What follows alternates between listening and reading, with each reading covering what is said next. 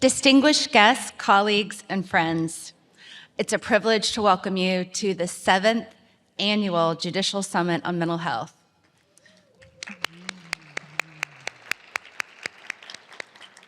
I'm Kristi Taylor, the Executive Director of the Texas Judicial Commission on Mental Health.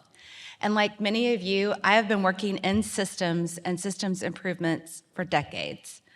And the thing that strikes me the most, working in child welfare and mental health law, is that although our counties have so many things that divide us, we come together for this one shared goal of creating just and supportive systems for people with mental health and substance use disorders and intellectual and developmental disabilities.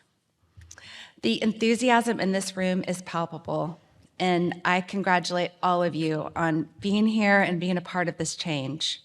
It is in these moments of unity and collaboration that we find the inspiration that we need to drive systemic change.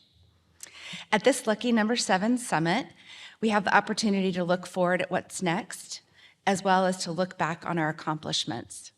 I first have to thank my incredible team. This summit has been led for the past 5 years by the new Director of Policy and Education, Kama Harris. She's in the back.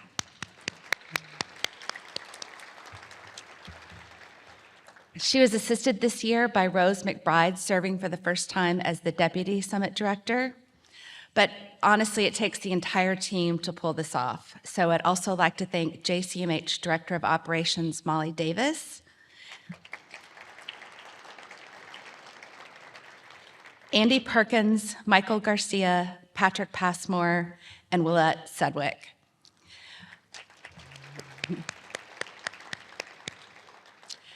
And I would like to thank our accomplished leaders. I'm honored to introduce our 2 chairs to you for opening remarks. First, Justice Jane Bland served on the Supreme Court since 2019. Before that, she served 6 years as a Harris District County judge and 15 years on the First Court of Appeals. She's board certified in civil appellate law and civil trial law by the Texas Board of Legal Specialization. We are honored to have her as one of our chairs.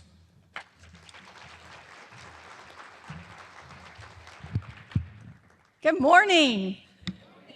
I'm Jane Bland. It is the week before Thanksgiving, and I have, looking out in front of me, a room full of people who devoted energy and time to be here. And I know how hard that is the week before Thanksgiving.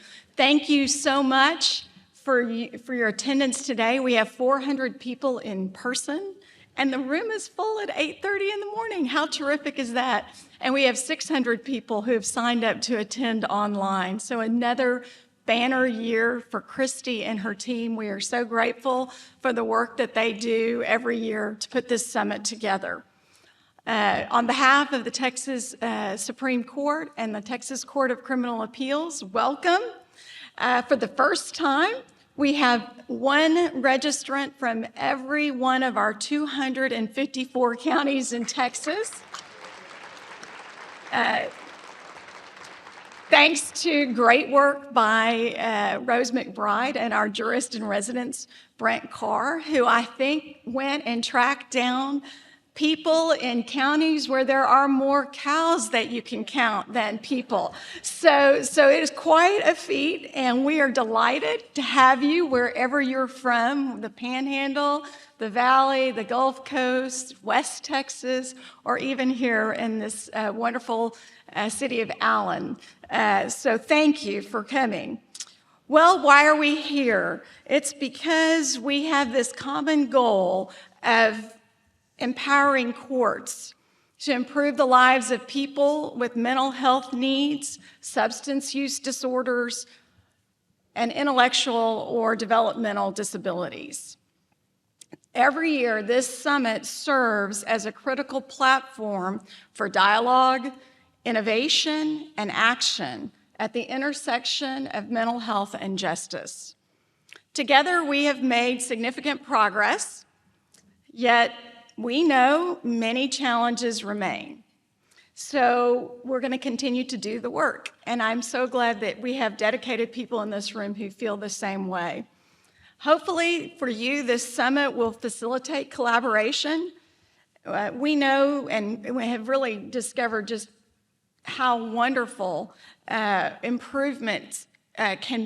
many improvements can be made by starting with simple relationships. Relationships within our courts, relationships across the spectrum of stakeholders who help people with mental health needs, and of course, across our large state. We hope to equip you with the latest information and tools on mental health laws and best practices. We hope to promote judicial leadership in mental health across Texas. And we hope to inspire you as you continue the excellent work that you do day in and day out in your communities, and it's often unrecognized, but we recognize your work as very important and critical to our state and to the people who live in our state. Hopefully and thankfully, we have the right people in this room to accomplish our goals.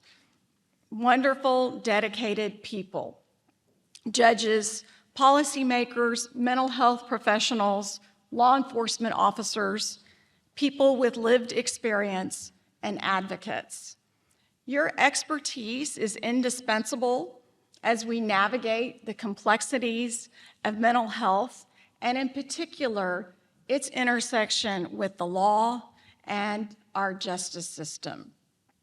So please, please engage with each other, and hopefully we all will take away some great information that we didn't have before we came. I'd like to thank, in addition to our JCMH staff, my co-chair, Judge Barbara Hervey on the Court of Criminal Appeals, who is the pioneer of the JCMH and has led our organization since its inception. She has been a terrific leader for our group and has the heart for this work, which is evidenced in every step of the way, in every meeting, every decision, every bit of planning that we do. So thank you, Judge Hervey. We are so grateful. I'd like to thank our Vice Chair, Justice Bill Boyce, who takes on an incredible role every other year in collaborating with many members of this field across the state to reach a consensus on potential improvements that we can make through the legislature by recommending policy changes. Thank you, Justice Boyce, for the work that you do and are about to do in the upcoming session.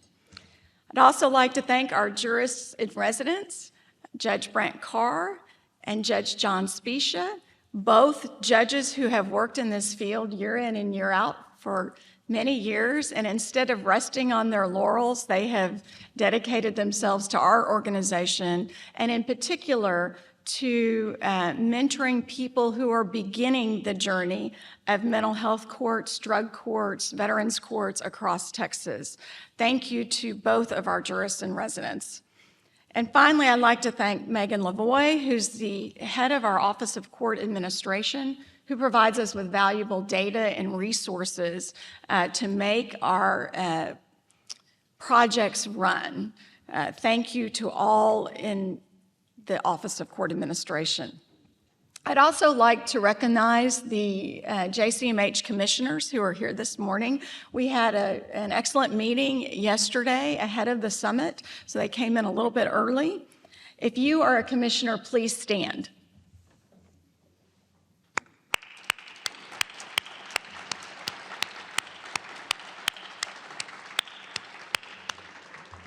Our commissioners are on the leading edge of innovative ideas in the mental health arena. And they work hard not only to create these ideas, but to share them, which is the goal of the JCMH, that we can spread best practices and good information across Texas. Also, I'd like to recognize members of the Collaborative Council. Would you please stand?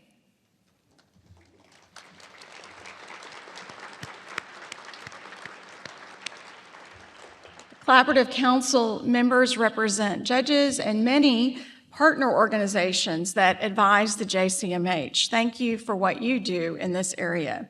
I'm looking forward to a great day and learning alongside you. And at this time, I'll turn it over back to Kristi. Okay. All right, thank you, Justice Bland.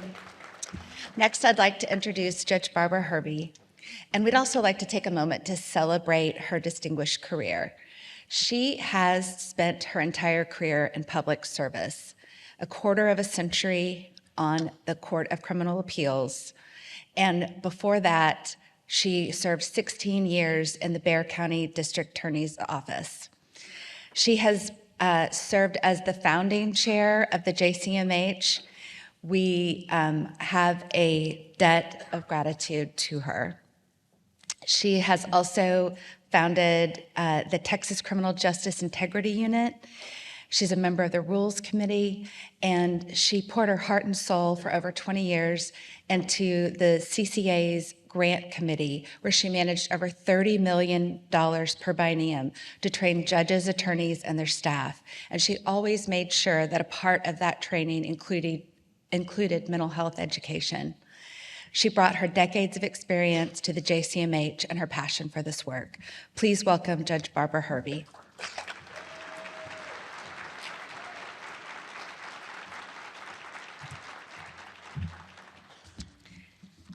Thank you very much. Now you all know how old I am. And I wish that all these kind words you could tell my family so they would, think nice things about me.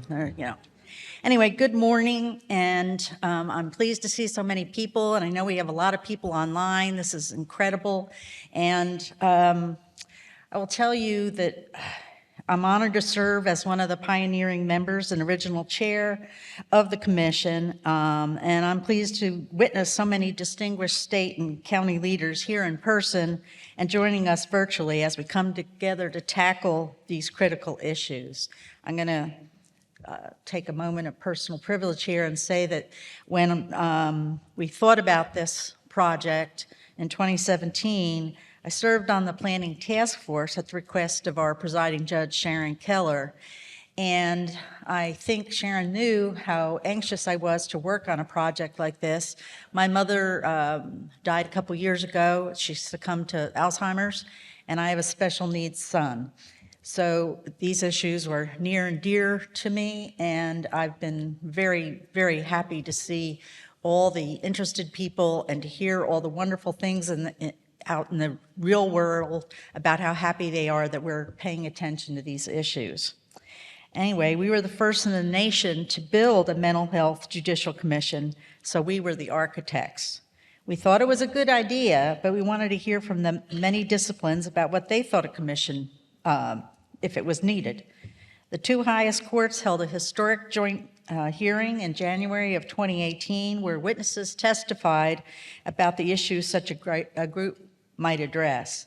The feedback to the courts was a resounding yes. The high courts jointly appointed the first commissioners, and we held our first meeting that April, and the next 5 months, they created the summit and the bench book. This staff works very hard, and they should be applauded all the time.